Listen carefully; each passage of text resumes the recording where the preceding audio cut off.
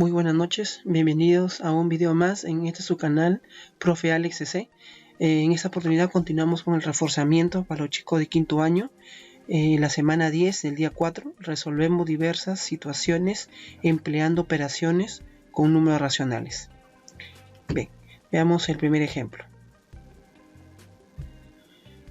Daniel Ramírez dejó como herencia un terreno de forma rectangular, cuyas medidas se muestran en la figura.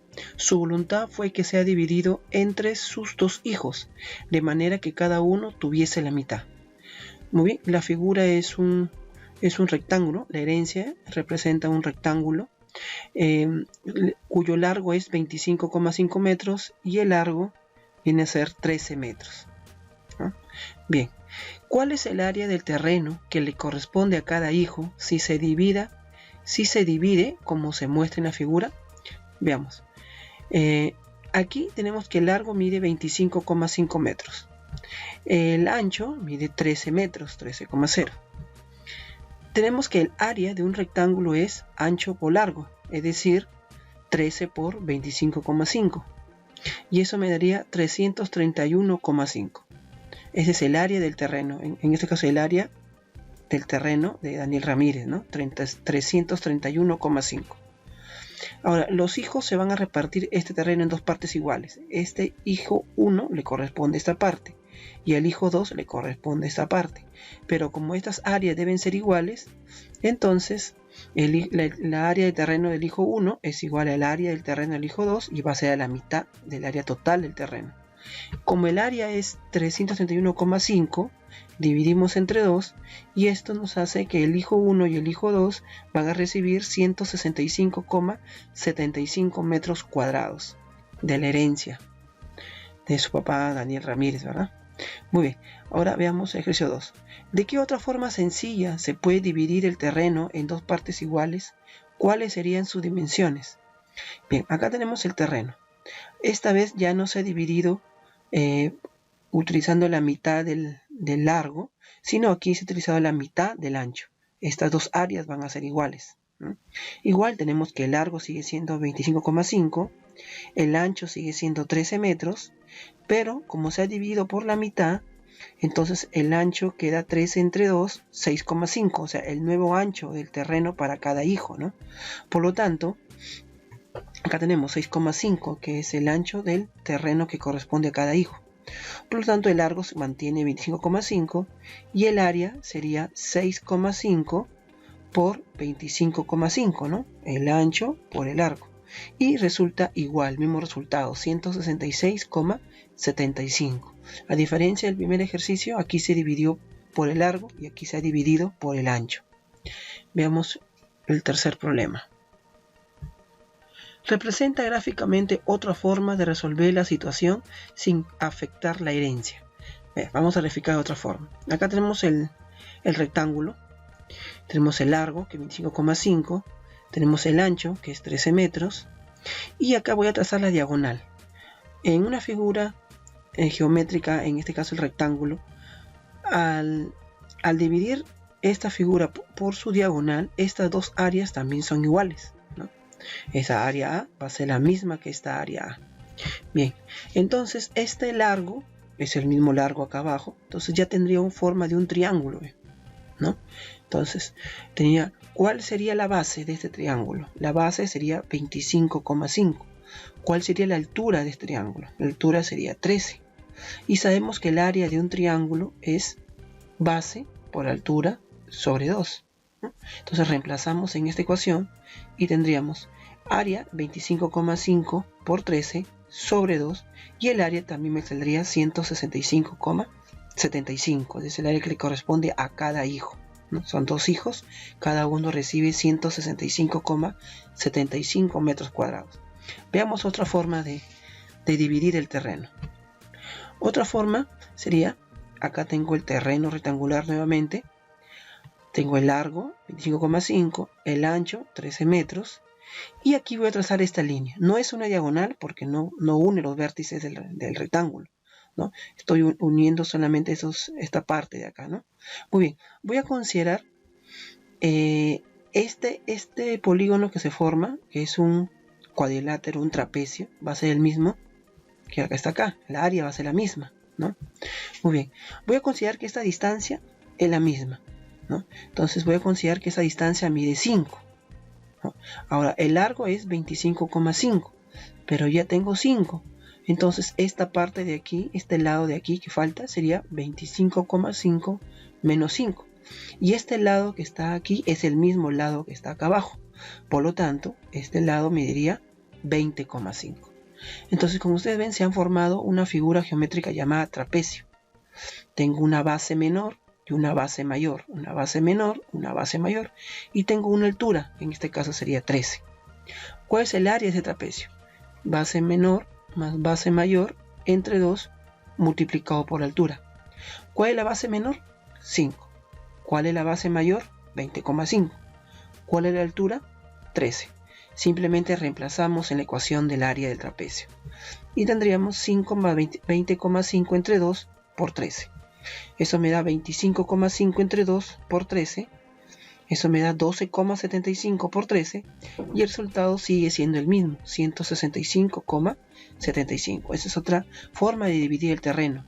Y las áreas siguen siendo la misma. Muy bien, veamos otro ejemplo. Situación 3. Se sabe que los metales y otros materiales se dilatan con el calor. Una varilla de hierro de 46 centímetros de longitud ha sido calentada desde 45 grados centígrados hasta 90 grados centígrados. ¿Cuál es la longitud final de esa varilla? Vamos a ver. Primero vamos a determinar qué es dilatación, ¿no? ¿Qué es dilatación? Dilatación térmica, porque estamos hablando de temperatura acá, es un proceso físico por el cual se producen cambios de volumen como resultado de cambio en temperatura. Significa que la varilla va a cambiar de volumen puesto que se va a estar variando la temperatura. A eso se llama dilatación térmica. Bien, ahora veamos. Para calcular la longitud final de una varilla, ¿no? Expuesta al calor, ¿no? A la dilatación, tenemos la siguiente ecuación. Longitud final es igual a longitud inicial por 1 más alfa por el incremento de t. Longitud final es L sub f, longitud inicial es L sub i.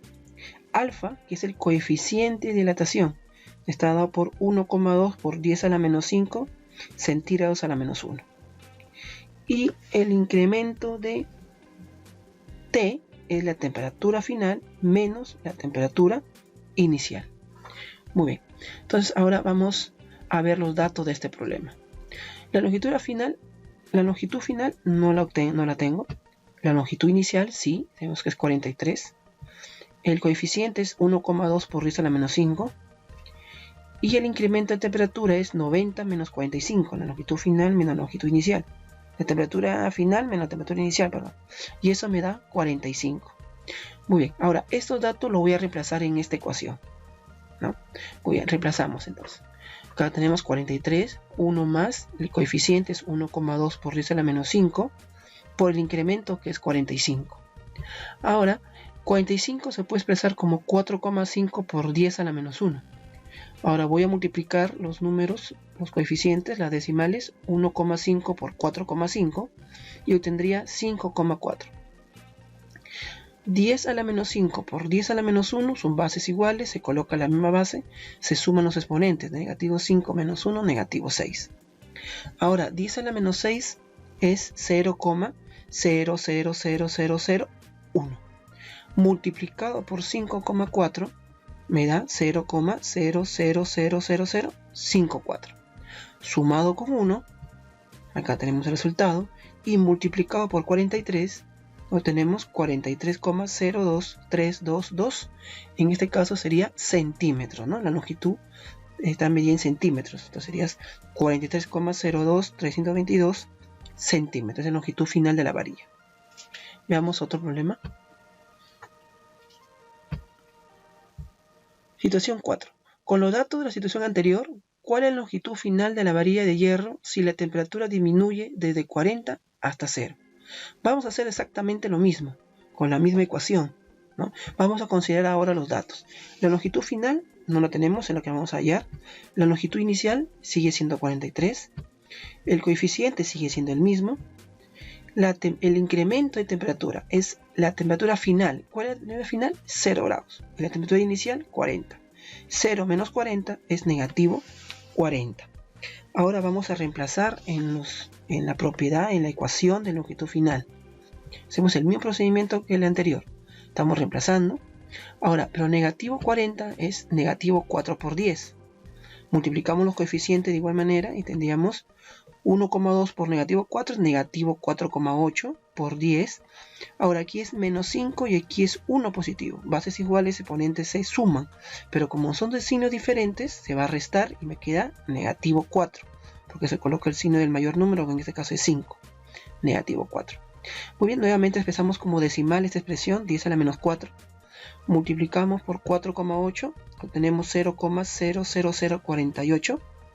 Restamos 1 menos esa expresión, obtenemos 0,99952.